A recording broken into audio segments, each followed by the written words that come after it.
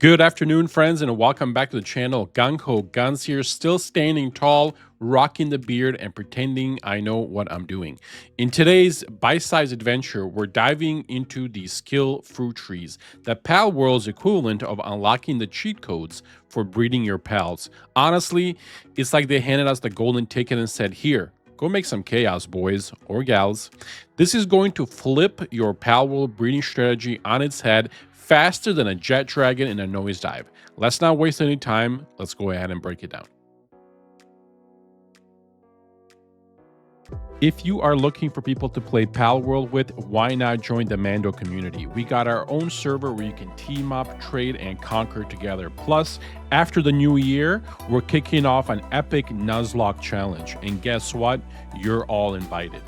All the details you need will be in the description of this video. All right, folks, thank you for spending a few minutes with me today, and Happy New Year. Let's kick off 2025 with a bang, or in this case, a tree that's smarter than most people I know.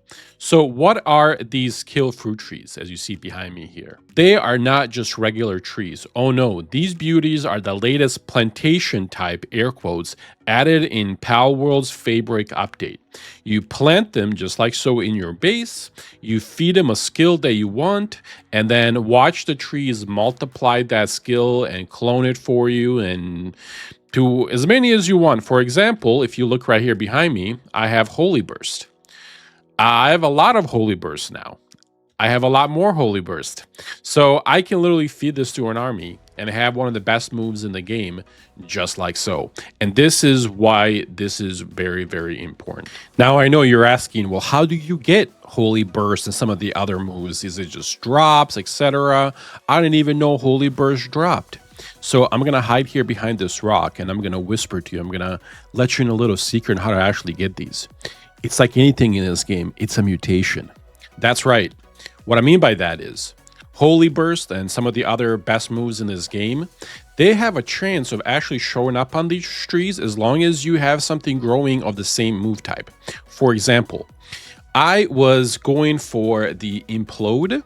I pretty much put Implode in on a tree, 3 trees in. Because again, it gave me 2, the next time it gave me 3. On my 3rd tree, or my 3rd time, I got a Holy Burst move from it. As soon as I got 1 Holy Burst, as you see right here, I have literally expanded it even more. And just to show you something, I have been feeding it to my army of, if I can get to it, excuse me here. I have been feeding into my Ozark army here. So as you see, every one of them had a Holy Burst, or if they didn't have a Holy Burst, but they had good IVs and good passives, I fed them a Holy Burst. This is one of the best moves in the game, in my opinion. It still is. So you can literally do this for everything else. Like, for example, Beam Slicer. You can feed a dragon type move. There's a good chance that it's going to give you something better. Like I have Splash. Okay, I fed it something else and it multiplied and it gave me Hydro Laser and things like that. You can do this with anything. Like I said, you can feed it something. There's a good chance that it's going to actually mutate and it's going to give you one of the best moves of that type. So why is this very important for breeding and how you're going to, change your breeding aspect, and it's going to make the game so much easier for you? Why is that? In my opinion, obviously. Let me show you something. So if I open up my PAL box, and I'm just going to show you the army that I was breeding before of the German Tide Ignis.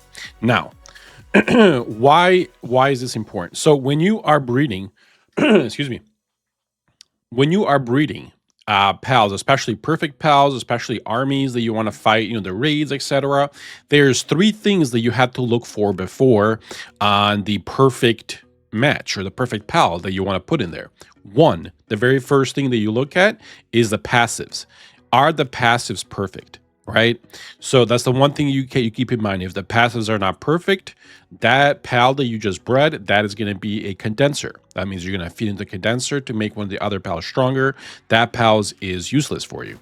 The second thing that you have to look for is the potential IVs. As you see right here on this one, I have the perfect IVs, perfect health, perfect attack, perfect defense. But for example, this one right next to it, I only had 51 on the defense. So unless I want to feed it those fruits that will increase the defense, this pal is going into the feeder as well. So those two things that you have to pay attention to, and just keep this in mind. One out of like, and again, this is this is the math that's been pretty much done by everybody that does breeding. And this is again, if you are not you using any cheats or hacks, which we do not use here. So this is like if you play in the game the legit way, this will literally be you get the perfect passives and the perfect IV stats 1 out of 50 or 1 out of 100. That's how it normally works. 1 out of 50 eggs will give you those, perfect stats or perfect passives, right? That's a crazy amount of breeding you have to do. But it's not as bad because once you have the parents perfect, and again, I'll do a breeding guide later on and how I do it. But it's let's just say for easy math, 1 out of 50 for now, okay? But that's not the only thing you have to pay attention to. What you have to also pay attention to is if you look right there and the very first move is Holy Burst. Let's say there was a move that you wanted to pass down to the offsprings. Now, not only do you have to pay attention to the passives, to the potential IVs, but you also have to pay attention to active skills because some of these skills, there was no way of getting them. Like Holy Burst, for example, there is no way of getting Holy Burst before Feybreak. It was either bred down from one of the pals that had it, or you didn't have it. There was no other way in between. So this fruit trees that you see right here, not only do you pay attention to those, but you would also, if you didn't have Holy Burst, that pal was useless for you. I mean, for me, I was averaging 1 out of 100, 1 out of 150 pals that I bred that had all the full 3 combo piece, which was like a ridiculous amount of breeding. However, with these skill fruit trees, as you see right over here, this changes the whole perception of breeding because now it takes away that third part. Now you don't really have to care about, your stats or not your stats. So you definitely care about your stats. I meant your moves, right? Because you can just feed the move that you want to the pal that you wanted without having to worry too much about passing it down. So it goes back to just watching for passives and IVs, which again, 1 out of 50 is not bad considering that you're going to have to feed all those pals with a condenser for it to be, stronger at tier 5. I really do think this is game changing. At least it is for me. The way that I breed, this is just fantastic. It's going to make things a lot better. Again, this to make this, it is in your plantation or your food, and you only need pal fluids, fragments, and wood. Really easy to make. I literally put it on my third base. This is where I do all my raids. I just put it in the corner, and it just needs 2 watering pals because I do like a full line of them, and I'll come back in like an hour or 2 and I will have 20 30 of these attacks. I'm literally multiplying everything that way I can easily feed it to all my pals. And again, you really don't have to invest too much into it here. As you said, I only have some food and some beds and some things to make sure that they're healthy and things like that. And then when I do the raid, I just don't feed or I don't put any of the skills in. It's that easy. And it's like, if you're not doing this, you definitely should. You just go drop a base down and just go do it. You're going to thank me later, guys. I promise you. Anyway, Happy New Year. Thank you, guys. Let me know what you think in the comments, and I'll see you in the next one. Take care, everybody.